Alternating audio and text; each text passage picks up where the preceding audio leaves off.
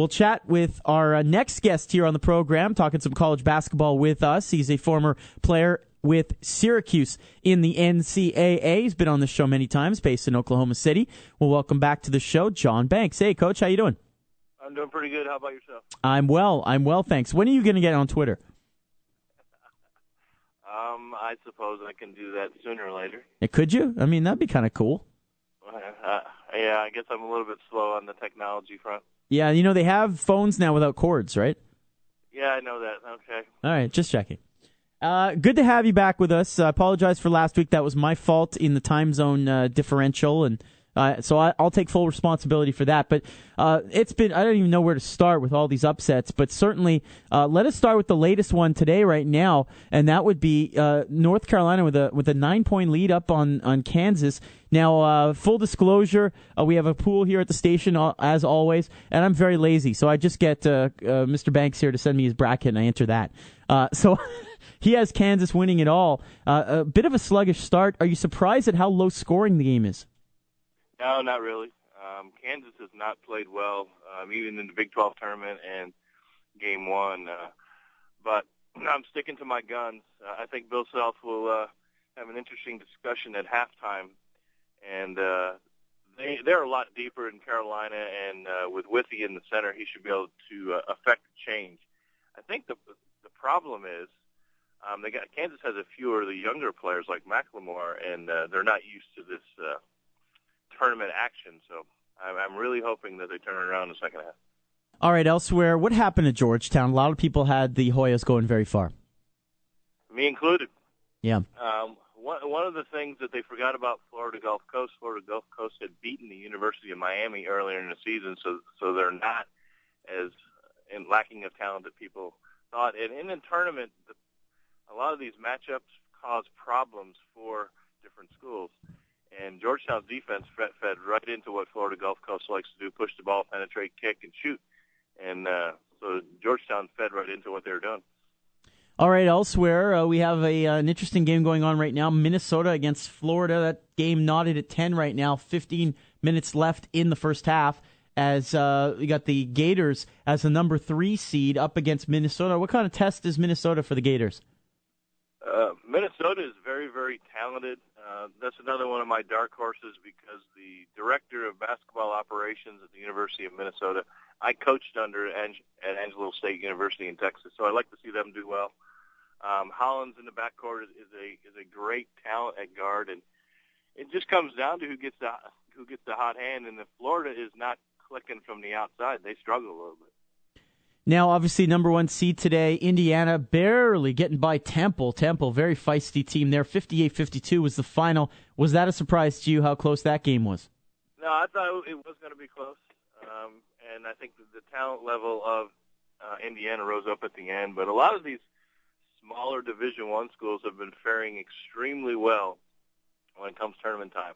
LaSalle's look good, Temple's look good, and some of these other schools. So it's really not a surprise because it's a different brand of basketball when you get into the tournament being one and done. So.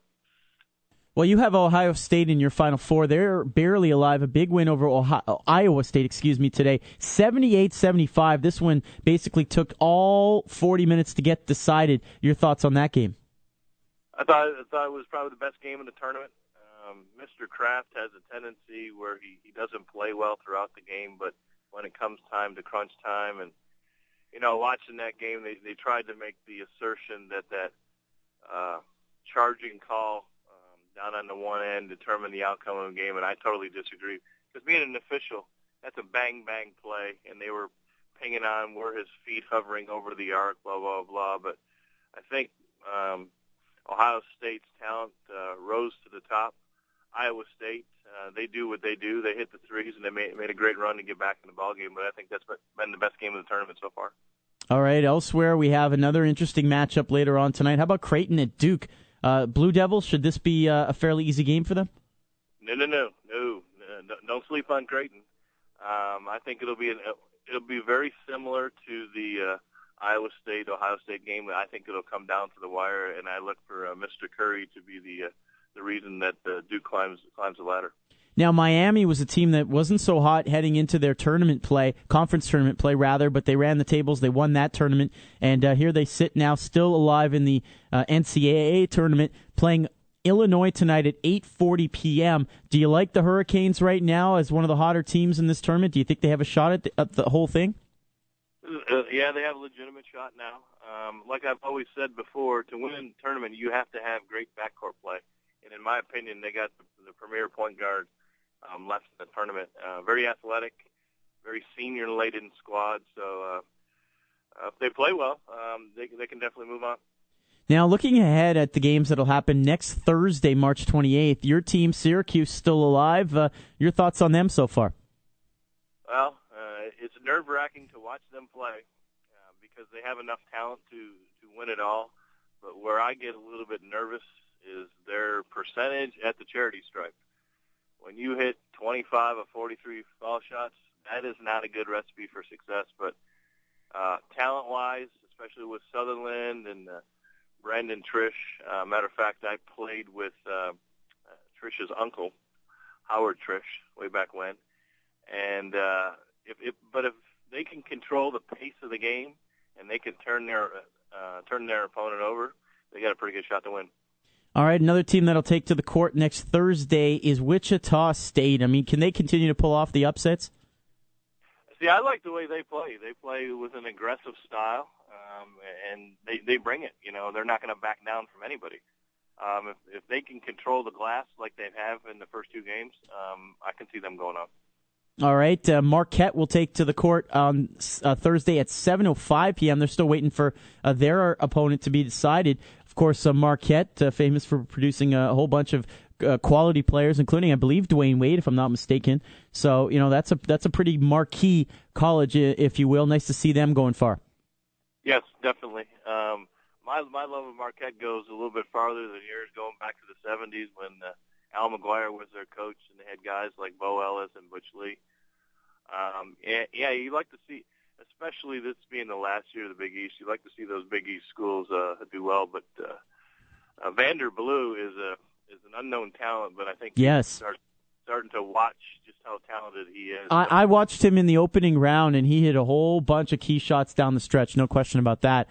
Final team for you to analyze, I guess, is Arizona. They'll also play next Thursday. What do you expect from the Wildcats?